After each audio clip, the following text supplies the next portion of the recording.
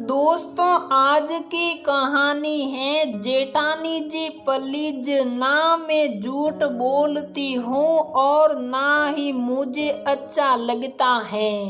दोस्तों, कहानी शुरू करने से पहले अगर आपने हमारे चैनल को सब्सक्राइब नहीं किया है तो सब्सक्राइब कर लीजिए ताकि आपके पास पहुँचे हर नया वीडियो।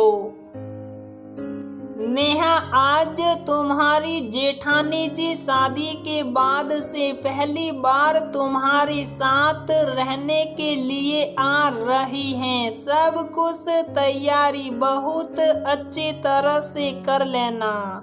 रागिनी समझाते हुए बोली, जी मम्मी जी, आप उनकी पसंद नापसंद के बारे में सब बता दीजिए, फिर मैं सब कुछ अच्छे से संभाल लूंगी। नेहा भी जेठानी सोनिया के साथ रहने के लिए बेहद उत्साहित थी, क्योंकि शादी में तो सिर्फ 2 ही दिन रुक कर वो वापिस चली गई थी। हाँ, ये तो मुझे तुम्हारे ऊपर पूरा विश्वास है, क्योंकि तुम बहुत समझदार हो। शायद रागिनी को इन 4-5 महीनों में नेहा की घर की कार्य कुशलता देखकर पूरा विश्वास हो गया था। नियत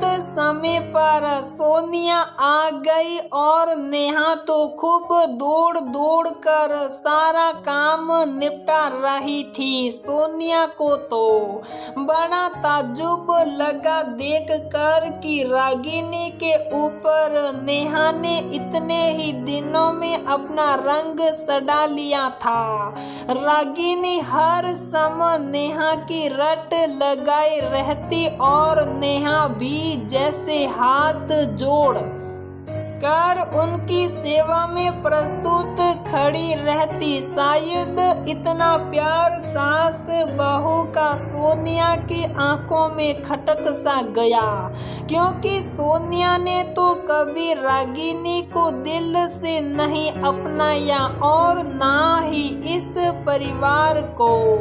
अच्छी खासी इसी शहर में नौकरी होने के बावजूद भी मोहित का तबादला दूसरे शहर में करवा लिया। मोहित ने बहुत समझाया, लेकिन सोनिया के ऊपर तो जैसे अलग रहने का भूत सवार था और वो इस शहर में रहकर संभव ही नहीं था। आखिरकार मोहित को सोनिया के आगे हार स्वीकार करनी ही पड़ी। रागिनी बहुत रोई।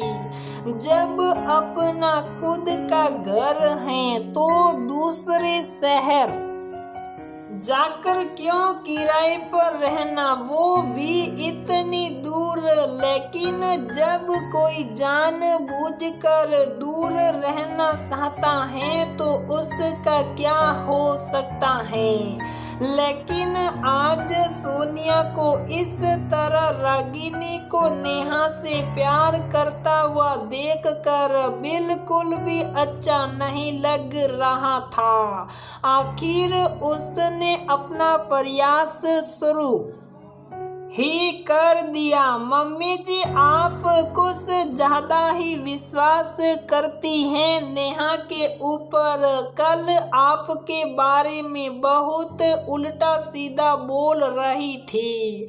सोनिया को किसी भी तरह इस सास बहू के प्रेम को तोड़ना था। मेरे बारे में आखिर मेरे बारे में क्या कह रही थी? मैं भी तो जरा सुनो। यही कि मम्मी जी खुद तो आराम से बैठी रहती हैं और मुझको जैसे नौकरानी समझती हैं। दिन भर मुझको कोई ना कोई काम में लगाए रहती हैं, आराम तो करने ही नहीं देती।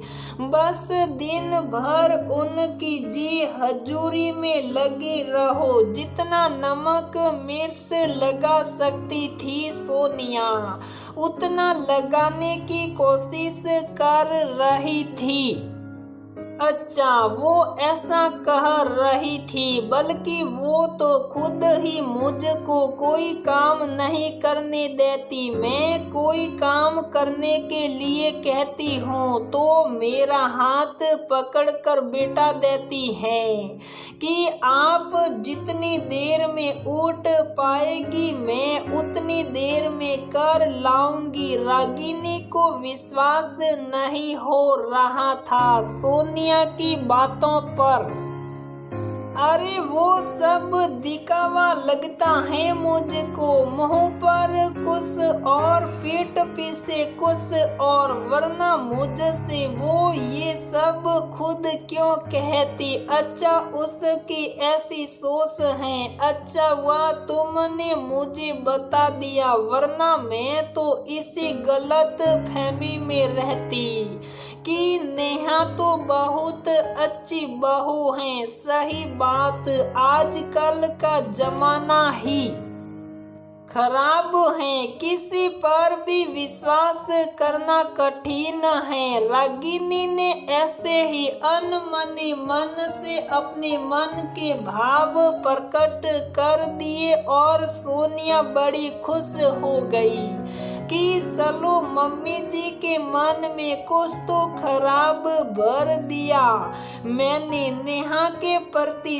चलिए उठिए मम्मी जी और भाभी जी, आप लोग गर्मा गर्म चाय पीजिए और भाभी आपके मन पसंद पालक के पकोड़े तैयार हैं। मैंने सोचा क्यों आपको डाइनिंग टेबल पर बुलाया जाए, आज मम्मी जी के कमरे में ही क्यों नहीं। नेहा हाथ में ट्रे पकड़कर आ गई सासू माँ की समझी। इस तरह अचानक सामने नेहा को देखकर शौक पड़ी। सोनिया, हाँ आ जाओ नेहा बेटा, तुम भी साथ में ही बैठकर चाय पी लो। रागिनी उसका हाथ पकड़कर बोली, ये क्या हुआ मम्मी जी को? अभी तो नेहा के बारे में कुछ और कह रही थी और इतनी जल्दी पाला बदल लिया।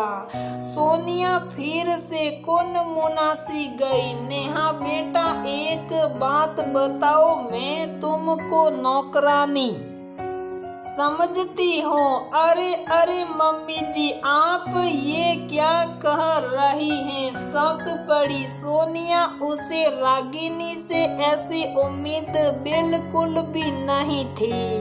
नहीं सोनिया, इस समय तुम चुप रहो, मुझे नेहा से साफ साफ बात करनी है। आखिर सामने सामने पता चले कि इसके मन में मेरे लिए क्या भावनाएं हैं। नहीं मम्मी जी, मैं तुम्हें दिन भर काम में जबरदस्ती जुटाए रहती हूँ। नहीं मम्मी जी, बिल्कुल भी नहीं, मैं तुमसे दिन भर जी हजूरी करवाती हूँ।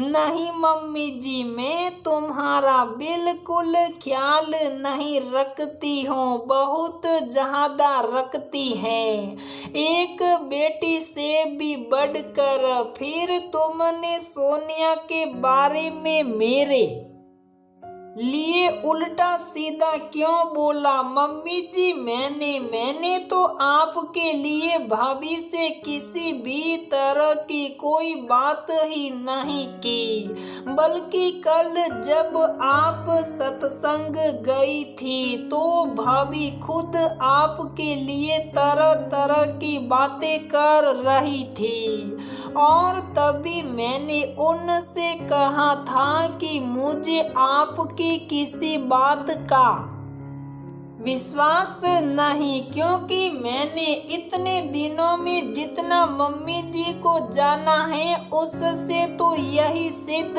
होता है कि मम्मी जी एक बहुत ही प्यारी सासू माँ है और हाँ भाभी, आप फिर कभी मम्मी जी के बारे में ऐसी कोई बात मुझसे ना करिएगा, क्योंकि कोई भी बेटी अपनी माँ की बुराई नहीं सुन सकती। बस गलती मैं ही गलती मुझसे परिवार की खुशियों की खातिर ही इतनी सी हो गई मम्मी जी कि मैंने घर का वातावरण खराब ना होने के कारण आपको ये सारी बातें नहीं बताई। भाभी, मैंने तो आपसे बड़ी बहन सम्मान सने किया और उसका बदला आपने मुझको इस तरह से दिया। मुझे बहुत अफसोस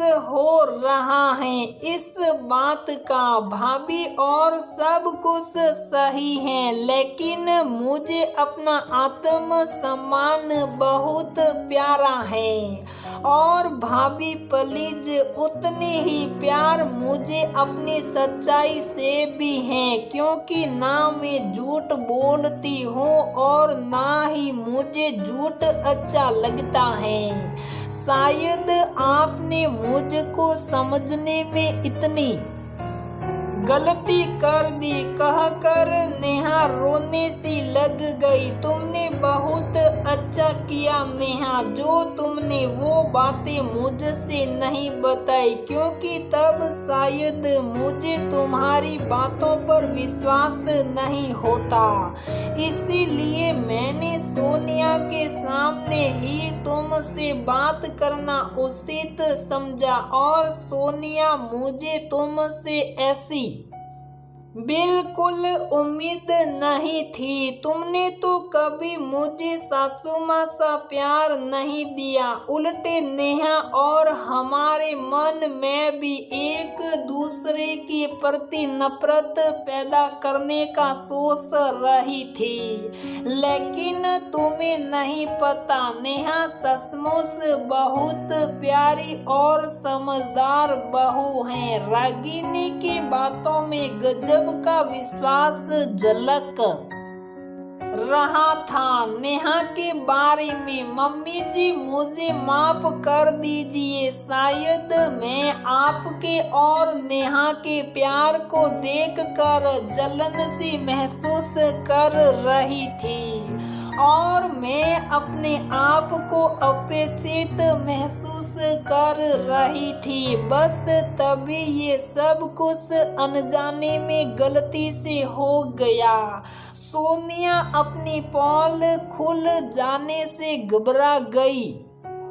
सोनिया, मुझे तुमसे इस तरह के व्यवहार की आशा नहीं थी। तुमने तो मुझे कभी सम्मान देना ही नहीं चाहा शायद, और नेहा के निश्चल प्यार को भी सलावा का रूप दे दिया। बेटा, हर गलती की माफी नहीं होती, लेकिन मैं फिर भी अपने परिवार की खुशियों की खातिर तुम्हारी गलती को माफ करने की कोशिश करूंगी। रागिनी किसी भी तरह से परिवार में विद्रोह नहीं चाहती थी।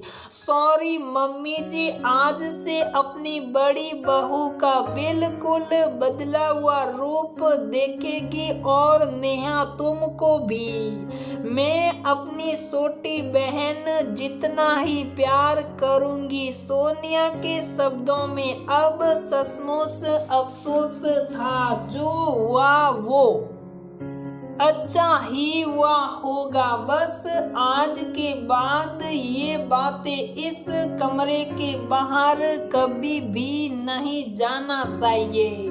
रागिनी ने हाथ फैलाकर दोनों बहुओं को आंचल में समेट लिया।